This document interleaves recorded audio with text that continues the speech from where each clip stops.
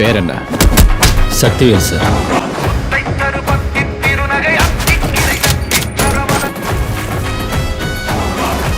நம்ம லெஜெண்ட் சரவணன் அவருடைய இரண்டாவது படமான லீடர் படத்தோட டீசர் இப்போ விட்டுருக்காங்க. டீசர் எப்படி இருக்குன்னு பார்த்துடலாம் வாங்க. இந்த படத்தோட இந்த ட்ரைலர் டீசர் கிட்ட பார்த்தோம்னா வச்சுங்களேன், ஏதோ ஒரு புது படம் மாதிரிலாம் தெரியல. அதுவும் இவருக்கு ரெண்டாவது படம் மாதிரி சுத்தமாக தெரியல. மொதல் படத்துல நிறைய ட்ரோல் வாங்கியிருந்தார். இவருக்கு ஃபேஸ் எக்ஸ்பிரஷனே வர மாட்டேங்குது, பணம் நிறையா இருந்தால் போது நடிச்சுவாங்க போல எல்லாருமே அப்படின்னு சொல்லி நிறைய ட்ரோல் பண்ணிட்டு இருந்தாங்க சோஷியல் மீடியாவில் அந்த டைமில். பட் ஆனால் இப்போ அதே ரெண்டாவது படத்தோட இந்த கிளிம்ஸ் வீடியோ ஒன்று விட்டுருந்தாங்க, அனௌன்ஸ்மெண்ட் வீடியோ மாதிரி. அதுலேயே கொஞ்சம் ரொம்ப சூப்பராக இருந்துச்சு. அது மட்டும் இல்லாமல் இப்போ விட்டுருக்க இந்த டீசர் ட்ரைலர் வந்து பார்க்கறதுக்கே அவ்வளோ பிரமாதமாக இருக்குது. ஏன்னா அந்த ட்ரைலர் கட் அந்த மாதிரி இருக்குது. எடிட்டருக்கு கண்டிப்பாக பிக் சல்யூட் வச்சாகணும். அதுக்கேற்ற மாதிரி இந்த படத்தோட டைரக்டர் யாருன்னு பார்த்தீங்கன்னா ஆர்எஸ் துரை செந்தில்குமார். ஆர்எஸ் துரை செந்தில்குமார்னா யாருன்னு உங்களுக்கு தெரியாமல் இருந்திருக்காது. நிறைய படம் பண்ணியிருக்காரு. காக்கி சட்டை எப்படி இருந்திருக்குன்னு உங்களுக்கே தெரியும். கொடி படம் எப்படி இருந்திருக்குன்னு உங்களுக்கே தெரியும்.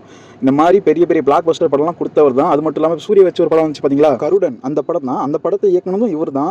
இது மட்டும் இல்லாமல் இவர் வந்து இந்த ஃபீல் குட்ல இந்த ஸ்போர்ட்ஸ்லலாம் ரொம்பவே ஒரு எக்ஸ்பெரிமெண்ட் போன ஒரு டேரக்டர். அதுக்கு எடுத்துக்காட்டு தான் எதிர்நீச்சல் படம் எந்த அளவுக்கு சூப்பராக இருந்துச்சுன்னு உங்க எல்லாருக்குமே தெரியும். இதெல்லாம் வச்சு பார்க்கும்போது கண்டிப்பாக வந்து ஒரு மினிமம் கேரண்டியாச்சும் கிடைக்கும். ஏன்னா அந்த மாதிரி தான் ஃபுல் காம்பினேஷனும் பக்காவாக அமைஞ்சிருக்குது. அது மட்டும் இல்லாமல் இவருடைய ஃபர்ஸ்ட் படம் எப்படி நடிப்பாருன்னே தெரியாது.